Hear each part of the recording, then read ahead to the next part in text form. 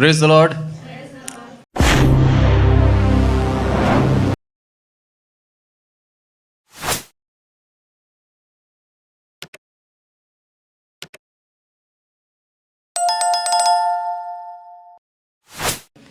परमेश्वर का धन्यवाद हो। एक और सप्ताह उसने एक और अवसर दिया हमें कि उसके वचन में से हम सीखें। मैं आप सबका इस चर्च में स्वागत करता हूं, साथ में जो ऑनलाइन सुन रहे हैं आप लोग का भी धन्यवाद देता हूं कि हमारे चैनल को आप सुनते हैं, पसंद करते हैं, लाइक करते हैं। परमेश्वर आपको बहुतायत की आशीष दे। आज का वचन देखेंगे हम यिर्मयाह में से, यिर्मयाह उसका 7 और उसका 4।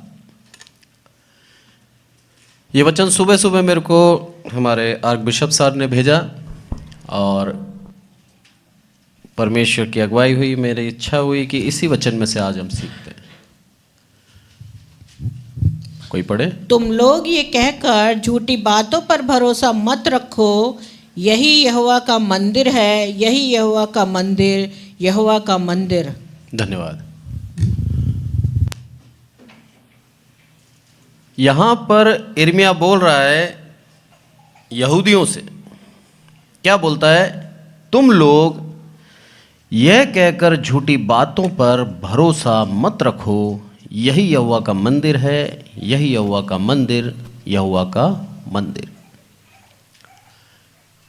एक्चुअली ये जो वचन है आज, ये वचन अगुओं के लिए है कि उन्हें कैसे जीवन जीना चाहिए, और साथ ही प्रभु यीशु का मंदिर बोलें या फिर परमेश्वर का मंदिर क्या है उसके विषय में हम देखेंगे।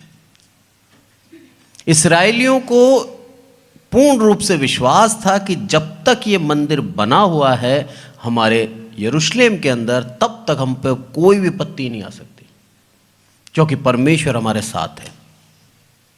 पूर्ण विश्वास था और वो कई युद्ध जीत चुके थे, कई बार उन्होंने विजय प्राप्त करी थी, इसलिए उनका हौसला भी एकदम दृढ़ था।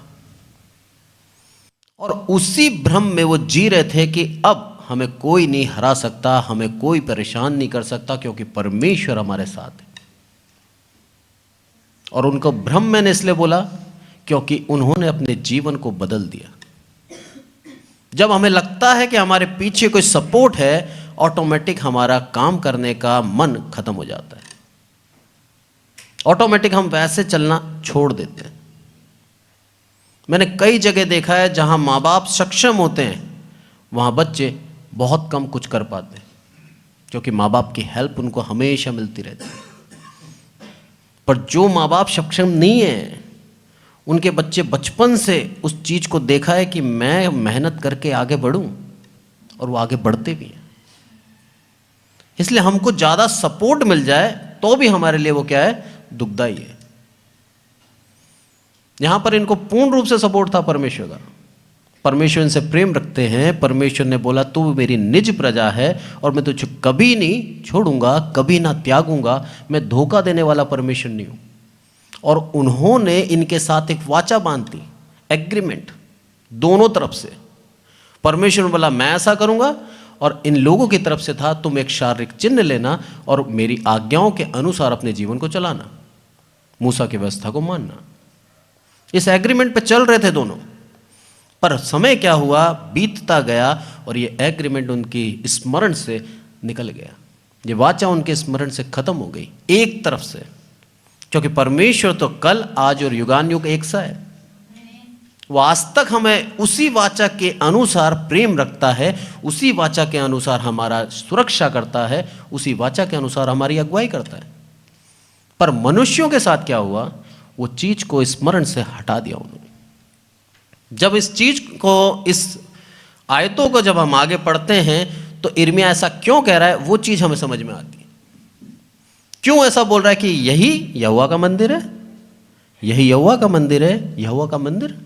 अरे जिस चीज को तुम यहोवा का मंदिर कहते हो, क्या सच में उसमें यहोवा विद्यमान है या नहीं, परखा तुमने?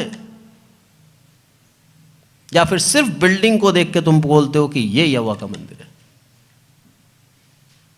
क्योंकि प्रभु यीशु मसीह ने क्या बोला था कि तुमने इस मंदिर को डाकुओं की खौ बना दी है।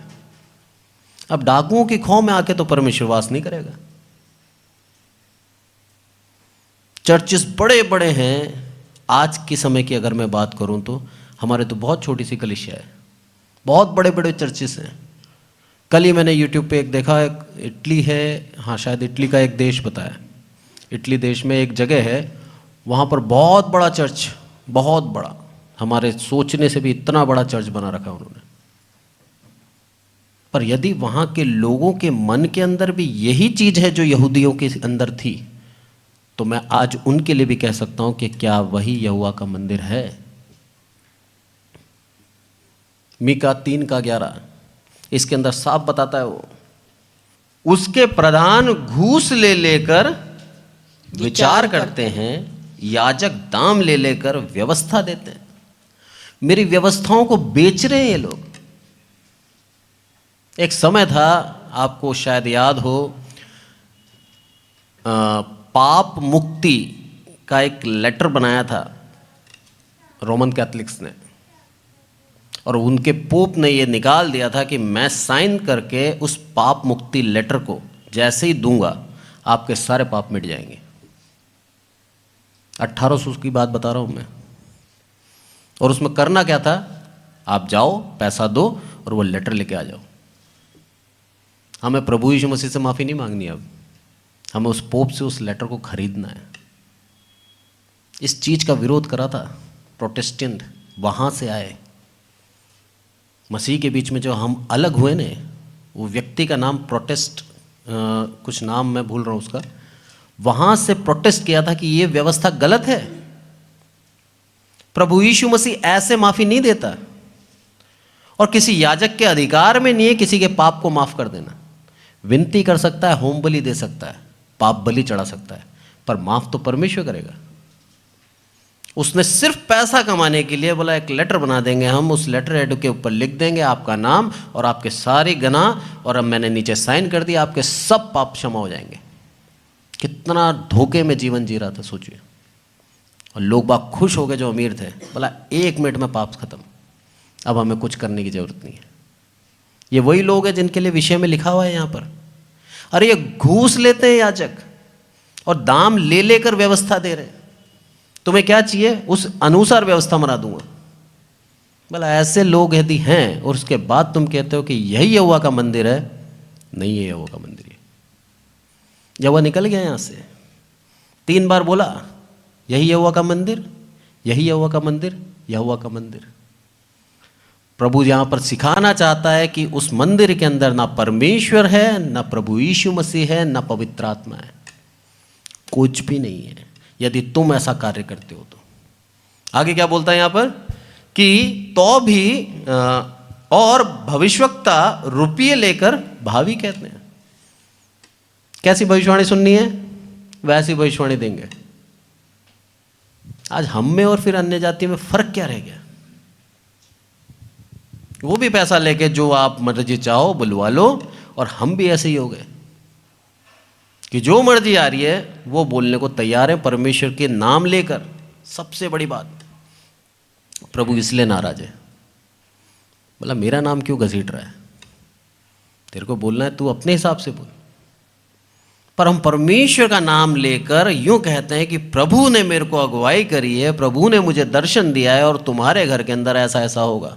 वो झूठी अगुवाई पैसा लेकर भावी कह रहे हैं, भविष्यवाणियां कह रहे हैं, और उसके बाद ये सोचते हैं, क्या सोचते हैं कि यहोवा हमारे बीच में है और इसीलिए कोई विपत्ति हम पर ना आएगी। अरे तुमने काम क्या करे उसको जांच लो एक बार, फिर सोचो कि परमेश्वर तुम्हारे बीच में है या नहीं है। प्रभु हमें सिखाता है आज कि किस तरह के अगुवे के पीछे हमें चलना चाहिए। क्या अगुवा झूठा तो नहीं है? क्या हमें गड्ढे में तो नहीं डाल देगा? क्या हमें झूठी तलाशा तो नहीं दे रहा? क्या हमें सिर्फ आशीष के वचन नहीं देता है, हमें सुधार के वचन नहीं देता? या सिर्फ हमें सिर्फ और सिर्फ वही पहलू दिखाता है जो हम देखना चाहते हैं? अगर ऐसा अगुवा है तो सचेत रहें।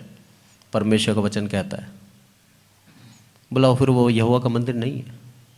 दोबारा यिर्मयाह में जाएंगे,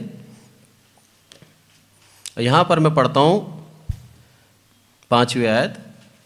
यदि तुम सचमुच अपनी अपनी चाल और काम सुधारो और सचमुच मनुष्य मनुष्य के बीच न्याय करो। 6 भी पढ़ रहा हूँ। परदेसी अनाथ और विधवा पर अंधेर ना करो, इस स्थान में निर्दोष की हत्या ना करो और दूसरे देवताओं के पीछे ना चलो जिससे तुम्हारी हानि होती है। अरे तुम काम क्या कर रहे हो उसके ऊपर ध्यान दो। क्या करा तुमने? सचमुच अपनी अपनी चाल और काम सुधारो। इसका मतलब यह है कि हमें खुद दोबारा अपने आप को जांचना है कि कहां पर आकर हम परमेश्वर से दूर हो जाते हैं, किस पॉइंट पे आके हम टूट जाते हैं, किस पॉइंट पे आके हमारा विश्वास खत्म हो जाता है, हम उसके ऊपर विश्वास नहीं रख पाते। प्रभु चाहता है कि उस चीज को सुधारें, हम उस पर काम करें और परमेश्वर से मांगे कि हे प्रभु तू मुझे इस पॉइंट पे भी आकर विश्वास योग्य रख। मैं नहीं चाहता कि मैं वहां पर आकर टूट जाऊं। और परमेश्वर की आत्मा का ये, मैं बोलूंगा वरदान बोल लो या फिर ये हमारे ऊपर दया बोल लो, कि हमें लास्ट पॉइंट तक परखता है कि कहां तक हम उसके ऊपर विश्वास रखते हैं, हमारी कैपेबिलिटी कितनी है, वो चीज वो जानता है। यहूदा ने ऐसा करा, माना नहीं, वैसे ही अपने कामों में रहा जैसे रहता था। प्रभु का न्याय देखिए, 70 साल के लिए गुलामी में डाल दिया, 70 साल। अब पश्चाताप, अब गुनाह जो उन्होंने करे थे सारे मानने लगे, और जिस मंदिर पे वो लोग घमंड करते थे उस मंदिर को तोड़ दिया गया। रीजन क्या था मालूम है? परमेश्वर का आत्मा उसमें था ही नहीं, क्योंकि तुम्हारे कामों के द्वारा उस मंदिर में से प्रभु पहले ही चला गया था, इसलिए उसके अंदर था ही नहीं प्रभु। और यही कारण था कि जब बेबीलोनियन आए और उन्होंने उस मंदिर को तोड़ दिया। परमेश्वर हमें बार बार बार बार ये अवसर देता है कि हम हमारे जीवन को जांचें। 1 कुरिन्थियों और उसका 3:16, यहां पर पौलुस क्या कहता है प्रभु परमेश्वर के मंदिर के लिए? क्या तुम नहीं जानते कि तुम परमेश्वर का मंदिर हो और परमेश्वर का आत्मा तुम में वास करता है? Thank you. आज के समय में उन बिल्डिंग्स के लिए हम ना जाएं पीछे। प्रभु क्या बोलता है? तुम यानी कि हम सब क्या है? परमेश्वर के मंदिर है। तो उस मंदिर के पीछे हमको काम करना है। इस मंदिर के अंदर परमेश्वर सच में वास करता है या नहीं करता, उसको जांचना है हमें। या फिर सिर्फ हम वचन के अनुसार अपने जीवन में ये महसूस करते हैं कि हम तो परमेश्वर के मंदिर हैं, हम जो चाहे वो कर सकते हैं। यदि ऐसा है तो हमारे अंदर से वो आत्मा चला गया है और हम भ्रम में जी रहे हैं, जैसे इस्राएली और यहूदी जी रहे थे भ्रम में कि परमेश्वर का मंदिर हमारे पास है, तब तक हमारे को कोई हरा नहीं सकता, क्योंकि उसकी वाचा हमारे साथ है। और वो अन्याय करने लगे, विधवाओं पे अंधेर करने लगे, गलत काम करने लगे, और उसके बाद भी अहम के साथ, घमंड के साथ ये बोलते थे कि प्रभु का आत्मा हमारे साथ है, हम जो चाहे कर लें। ऐसा नहीं है। प्रभु हमें छोड़ देता है कुछ समय के लिए, वो हमसे प्रेम रखता है, इसलिए हमें दोबारा वापस खड़ा करता है, पर हमें न्याय के लिए, ताड़ना के लिए छोड़ता भी है। उस चीज से डरे हम, कहीं ऐसा ना हो कि प्रभु हमें त्याग दे। अरे 70 साल बहुत लंबे होते हैं, 2 साल के लिए भी त्याग दिया ना, सब कुछ खत्म हो जाएगा। सालों की मेहनत, आशीष एक पल में ले सकता है प्रभु, सब कुछ खत्म कर सकता है, क्योंकि वो चाहता है कि हम उसके मंदिर, जब उसने हमें चुना है, हम उसके मंदिर हैं, तो परमेश्वर का आत्मा हम में वास भी करे, सिर्फ नाम के मंदिर ना हो। कई ढेर सारे डिनोमिनेशंस हैं, कई ढेर सारे पूरी दुनिया के अंदर, मैं सबके नाम लूंगा तो समय निकल जाएगा। पर परमेश्वर का मंदिर सच में कौन सा डिनोमिनेशन है मैं नहीं बोल सकता। परमेश्वर का मंदिर वही है जो परमेश्वर के ऊपर विश्वास करता है, उसकी व्यवस्था पे चलता है और अपने जीवन को शुद्ध रखता है, भले कोई से भी डिनोमिनेशन का हो, कोई फर्क नहीं पड़ता। परमेश्वर की प्रार्थनाओं को सुनेगा, क्योंकि उसने अपने जीवन से उसकी महिमा करी है, उसका आदर किया है। प्रभु चाहता है हम, जो हमें उसने इतनी बड़ी उपमा दी है कि तुम हो परमेश्वर के मंदिर, तुम्हारे अंदर आके मैं वास करूंगा, अलाउ करूं मुझे, मुझे ग्रहण करो। और जब हम उसको ग्रहण कर लेते हैं, प्रभु आ जाता है हमारे अंदर, तब उस चीज का आनंद आप देखिए, अलग ही आनंद होता है। कई बार मेरे को मेरे YouTube के सब्सक्राइबर फ़ोन करते हैं, कई बार वो इतने आनंदित हो जाते हैं मैसेज देखते देखते, सुनते सुनते, कि रात में कभी 11 बजे कर दिया, कभी कहाँ से कर दिया, और उस वचन के ऊपर चर्चा है, और उस बात के ऊपर कि हाँ, परमेश्वर का वचन सच में हमारा कर्तव्य बनता है कि हम पूरे संसार में बांटें। एक यूट्यूबर सब्सक्राइबर बोलता है कि मैंने सर कम से कम आपका संदेश 800 से 900 लोगों को भेजा है। Praise the Lord. परमेश्वर इस तरह से कार्य करता है, उसके मन में अगुवाई दी। बोला मैं खुद प्रचारक नहीं हूं, पर मेरा काम है आपके सुसमाचार को बांटना। कितनी बड़ी बात। भले ही हमें आए या ना आए, हम तरीका जान सकते हैं कि किस तरह से प्रभु के सुसमाचार को हम बांटें, और करते हैं लोग बात। ये अपने जीवन से वो दिखा रहा है कि सच में कितनी गहराई है उसकी और उसके परमेश्वर के बीच में। व्यक्तिगत इतना रिश्ता कितना अच्छा है। एक मसीह परिवार में पैदा हो जाने से हम लोग मसीह नहीं होते। दोबारा कह रहा हूं मैं, एक मसीह परिवार में पैदा होने से हम लोग मसीह नहीं हैं, जब तक व्यक्तिगत रूप से उसको ना स्वीकारें। और स्वीकारने के बाद अपने आप को इतना पवित्र करना है हमें कि वो हमें चुन ले उसके मंदिर के लिए। तो जब चुन लेता है तो वो वास भी करना चाहता है। सिर्फ खाली बिल्डिंग नहीं बनाएगा, अंदर रहेगा, आपके द्वारा काम कराएगा। लोग आपके पास आएंगे और आशीषित होकर जाएंगे, क्योंकि आपके पास परमेश्वर का वो आत्मा है। इतने ज़्यादा हम धन्य हैं, प्रभु ने हमें सबको इतनी आशीष दी है। हम क्या मांगे पैसा, क्या मांगे हम भौतिक सुख सुविधा। प्रभु ने खुद ने हमें इतना बड़ा आदर दे दिया।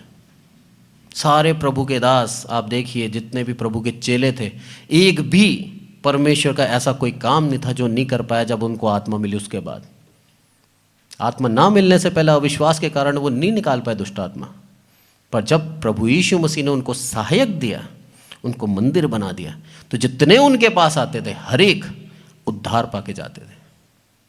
ये चीज़ हमारे लिए भी लागू होती है। वही आत्मा हमारे अंदर भी है, कोई बदलाव नहीं है।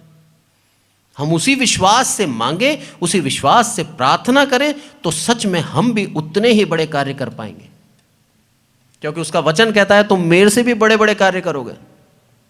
विश्वास है, करोगे।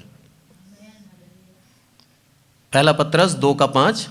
तुम भी आप जीवते पत्थरों के समान आत्मिक घर बनते जाते हो, जिससे याजकों का पवित्र समाज बनकर ऐसे आत्मिक बलिदान चढ़ाओ जो यीशु मसीह के द्वारा परमेश्वर को ग्रहण हो। धन्यवाद। तुम भी, पहले तो कौन था? प्रभु यीशु मसीह। प्रभु यीशु मसीह को कोने का पत्थर बना दिया और उसके ऊपर एक कलीसिया, ठीक। उसके बाद प्रभु पत्रस क्या बोलता है कि तुम भी, हम सब भी क्या हैं? आप जीवते पत्थर के समान आत्मिक घर बनते जाते हैं। एक जीवित पत्थर के समान हम आत्मिक घर बनते जाते हैं। यहां भी हम धीरे धीरे डेवलप हो रहे हैं मंदिर की तरफ, और बनते जाते हैं, और जिससे याजकों का पवित्र समाज बनकर ऐसे आत्मिक बलिदान चढ़ाओ जो यीशु मसीह के द्वारा परमेश्वर को ग्रहण हो। अब हमारा कार्य भी बता दिया, न केवल हमें मंदिर बन के रहना है, पर हमें आत्मिक रूप से बढ़ते जाना है, और याजकों का एक समाज बनकर उसको क्या कराना है? बलिदान चढ़ाना है। तब क्या होगा? उस परमेश्वर को प्रभु यीशु मसीह के द्वारा ग्रहण होगा। वो चीज़ हमारे जीवन में होनी चाहिए कि किस तरह से हम हमारे जीवन को इस तरह से समर्पित कर दें कि मेरा परमेश्वर उस जीवन को ग्रहण कर ले। बहुत गंभीर बात है ये। मसीहत में आ जाना, मसीह को पहचानना, मसीह के पीछे चलना और मसीह के लिए एक मंदिर बनने में बहुत अंतर है। मसीहत में आ जाते हैं हम लोग, हम मसीह हैं। जब बड़े होते हैं, प्रभु यीशु मसीह को ग्रहण करते हैं, हम मसीह बन गए। पर उस मसीहत में रहना, उस मसीहत के अनुसार अपने जीवन को पवित्र बनाना बहुत अंतर है। और जब पवित्र बनता है तब सारे काम जो हम करते आ रहे थे सब त्यागना पड़ेगा। एक भी जीवन के अंदर कपट जैसी चीज नहीं हो, तब जाके हम क्या करेंगे, उसके योग्य बनेंगे। तब आप आशीष देखिए, तब वो कार्य देखिए जो अब प्रभु आपसे करवाएगा उसकी महिमा के लिए, क्योंकि उसने आपको अब चुन लिया है। प्रभु क्या चाहता है, परमेश्वर क्या चाहता है, मीका 6 में देखें हम, मीका और उसका 6वां अध्याय, तो उसकी 6 से पढ़ें। मैं क्या लेकर यहोवा के सम्मुख आऊं और ऊपर रहने वाले परमेश्वर के सामने झुकूं? क्या मैं होम बलि के लिए 1-1 वर्ष के बछड़े लेकर उसके सम्मुख आऊं? 7वीं पढ़ें, 8वीं पढ़ें। क्या यहोवा हजारों मेढ़ों से या तेल की लाखों नदियों से प्रसन्न होगा? क्या मैं अपने अपराध की प्रायश्चित में अपने पहिलौठों को या अपने पाप के बदले में अपने जन्माए हुए किसी को दूं? हे मनुष्य, वह तुझे बता चुका है कि अच्छा क्या, और यहोवा तुझसे ऐसे छोड़ और क्या चाहता है कि तू न्याय से काम करे और कृपा से प्रीति रखे और अपने परमेश्वर के साथ नम्रता से चले। क्या चाहता है प्रभु अब इस मंदिर से? न्याय से काम करे और कृपा से प्रीति रखे और परमेश्वर के साथ नम्रता से चले। बोलता है वो मैं क्या करूं, होम बलि चढ़ाऊं, उससे प्रसन्न होगा तू? अरे अपने पैलोठे को दे दूं तेरे को, उससे प्रसन्न होगा तू? ना, प्रभु नहीं चाहता हमारा बलिदान। प्रभु चाहता है हम उसके साथ प्रीति रखें, नम्रता के साथ चलें, कृपा से प्रीति होनी चाहिए हमारी। तब हमारा परमेश्वर जो जीवित है वो हमसे प्रसन्न होगा। आज तो मैं समझता हूँ बिल्कुल ख़त्म है, पर एक समय था जब परमेश्वर को प्रसन्न करने के लिए सच में बच्चों का बलिदान दे दिया जाता था बहुत से समाज में, कि हमारा परमेश्वर प्रसन्न हो जाएगा उससे, और खुद के बच्चे को बलिदान कर देते थे। अज्ञानता की हद देखिए आप। इसलिए ये लिख रहा है, ये ऐसे नहीं लिख रहा मीका। उसको मालूम है क्या क्या कर चुके हैं ये मनुष्य, किस हद तक जा चुके हैं मनुष्य, उसको सब मालूम है। बोला सब कर देने को तैयार हैं, पर उससे तो प्रसन्न नहीं होगा। प्रसन्न कब होगा? जब यहोवा तुझसे इसे छोड़ और क्या चाहता है कि तू न्याय से काम करे। सबसे पहली बात न्याय। अब न्याय एक ऐसा शब्द है जो प्रभु चाहता है हम हमेशा रखें, क्योंकि वो न्याय है और वो अन्याय होता देख नहीं सकता। इसलिए बोलता है सबसे पहले तुम न्याय से काम करो, दूसरा कृपा से प्रीति रखो। तुम्हारे दिल में दया होनी चाहिए दूसरों के प्रति। जब तुम ऐसा करोगे उस परमेश्वर को तुम खुश रखोगे, और नम्रता के साथ उसके साथ चलते जाओ। कोई डिमांडिंग नहीं होनी चाहिए, बार बार मांगना नहीं है तुम्हें। उसको मालूम है तुम्हारी आवश्यकताएं क्या है, उसको मालूम है तुम्हारी ज़रूरतें क्या है। तुम्हें उसने चुना है उसका मंदिर बनने के लिए, और मंदिर की शोभा वो जानता है कैसे बढ़ानी है। सुलेमान का मंदिर बना था, आपको मालूम है, इतने हजारों टन सोना डाला उसने, शोभायमान, हर एक चीज चौखे सोने की थी। वेदी पे रखने के सामान हो, बर्तन हो, कुछ भी हो, चौखे सोने का था। इतना सोने से भर दिया उस मंदिर को। क्यों? क्योंकि सोना एक पवित्र धातु मानी जाती है, उसमें अशुद्धि नहीं होती। उस मंदिर की शोभा को बढ़ा दिया उसने। क्यों? क्योंकि परमेश्वर उसके अंदर वास करता है। तो सोचिए आज हमें वो कैसे छोड़ देगा, जब उसने हमें उस मंदिर में के रूप में देखा है। तो हमको क्यों नहीं उतने शोभायमान बनाएगा? हमको क्यों इतनी आशीष नहीं देगा? हमको सब देगा, इतना चोखा सोने से भर देगा हमें कि हमारी वो स्थिति नहीं है, परिस्थिति नहीं है उसको रखने की। सब कुछ देने को तैयार है। क्यों? क्योंकि परमेश्वर हमारे पास है। और जब परमेश्वर हमारे पास है ना, तो हमें उन वस्तुओं की आवश्यकता नहीं है, पर उसके बावजूद भी प्रभु हमें आशीषित करेगा, क्योंकि नम्रता के साथ हम उसके साथ चल रहे हैं। मांग नहीं रहे उससे कुछ। जैसा प्रभु ने कहा उसी आज्ञा को मान ली, जैसा प्रभु ने बोला वैसे ही हम करने को तैयार हैं। प्रभु सुख में रखता है, प्रभु तेरा धन्यवाद। प्रभु दुख में रखता है, प्रभु तेरा धन्यवाद। जहां हम कंप्लेनिंग हो गए तो फिर उसके हम मंदिर नहीं रहे। हम उससे कंप्लेन नहीं कर सकते कि प्रभु ऐसा क्यों। उसने बहुत बड़ा आदर दिया है हमें, बहुत बड़ा आदर। उस आदर को व्यर्थ जाने ना दें, उसकी आत्मा को अपने दिल में हमेशा समा के रखें, हमेशा बसा के रखें। प्रभु चाहता है हमें आशीष देना, प्रभु चाहता है हमें बढ़ाना, प्रभु चाहता है उस मंदिर के रूप में हमें देखना। जब ऐसा जीवन जिएंगे हम जो अन्याय नहीं होगा हमारे जीवन के अंदर, हम दया रखेंगे, हम उसके साथ चलते समय कंप्लेन नहीं करेंगे, तो प्रभु हमसे प्रसन्न होता है। इसकी हेडिंग यही है चैप्टर, इसकी पैराग्राफ की, कि परमेश्वर क्या चाहता है। एक मनुष्य से छोटी सी चीज चाहता है प्रभु, बहुत बड़ी चीज नहीं चाहता। सब कुछ देने को तैयार हूं, तुम्हें आदर भी दूंगा, तुम्हें सम्मान भी दूंगा, तुम्हारे पास आके बसूंगा भी, तुम्हारे अंदर रहूंगा, सब कुछ करने को तैयार हूं। पर तुम्हें करना क्या है? 3 काम करने हैं, न्याय, कृपा और मेरे साथ। जैसा मैं चलाऊं वैसे तू चल। यदि हम ऐसा चलेंगे तो हमारे जीवन के अंदर फिर कभी कमी घटी नहीं होगी। दोबारा एक बार लास्ट में इर्मिया देख लेते हैं 7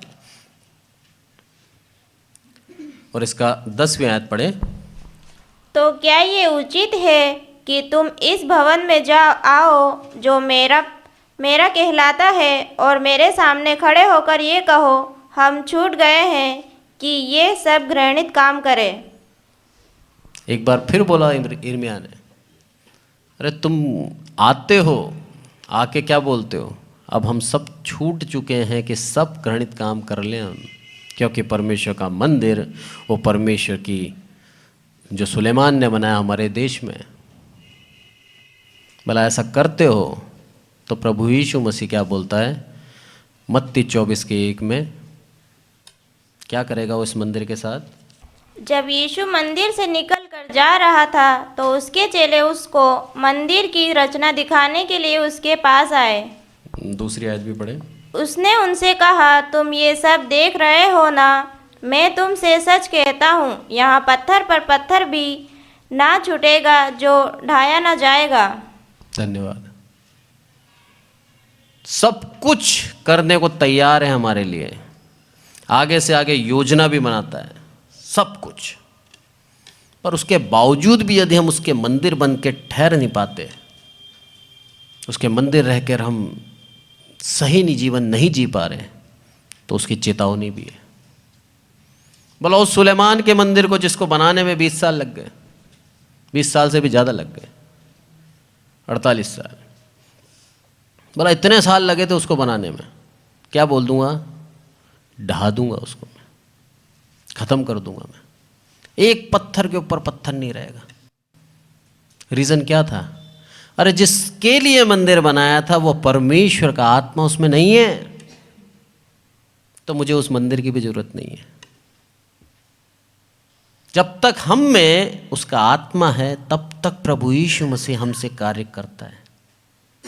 अगर हम उसी अन्याय में चले गए, हम उसी पाप में चले गए, हम अपने जीवन को नहीं सुधार रहे, अपने जीवन को वैसे ही जी रहे हैं, वैसे ही घृणित काम कर रहे हैं जैसे इर्मिया बोल रहा है, तो प्रभु ये बोलता है ढा दूंगा, खत्म कर दूंगा। आज वो दया का समय चल रहा है, ग्रेस पीरियड बोलता हूं मैं इस चीज को। जब तक प्रभु यीशु मसीह नहीं आता, उसका दूसरा आगमन नहीं है, तब तक ये ग्रेस पीरियड दे रखा है हमें कि बार बार अपने आप को जांचें। और जिस जगह पे आकर हम टूटते हैं, जिस जगह पे आकर हम रुक जाते हैं, हमारा विश्वास खत्म हो जाता है, प्रभु से मांगे कि प्रभु तू मुझे वहां भी शक्ति दे, वहां भी सामर्थ्य दे, ताकि मैं प्रभु तेरे उस प्रेजेंस से, उस आत्मा से दूर ना जाऊं। पौलुस बोलता है ना, मिट्टी के पात्रों में उसने धन रखा है, हमें वो मिट्टी के पात्र, हमें उसके मंदिर, वो हमारे अंदर रहता है। जब तक रहता है तब तक इस मंदिर की आदर भी होगा, सम्मान भी होगा, आशीष भी आएगी।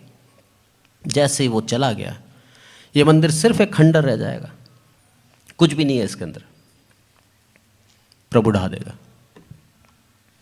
परमेश्वर इन वचनों से हम सबको आशीषित करें। आइए प्रार्थना करें। हे हमारे प्रभु, हम सबको संभाल कर रखते हैं, इसलिए आपका धन्यवाद। मेरे प्रभु, सच में आपने हमको बहुत बहुत आदर दिया है। हम इस योग्य नहीं है मेरे प्रभु। आप हमारे अंदर वास करना चाहते हैं, आप हमें जीवता मंदिर बनाते हैं मेरे प्रभु। मेरे प्रभु, आपका जितना धन्यवाद दो उतना कम है। पर साथ ही मेरे प्रभु, आप हमें चेतावनी भी देते हैं, यदि आप नहीं हैं हमारे पास तो हम सिर्फ और सिर्फ एक खंडर हैं, खाली हैं, कुछ भी नहीं है।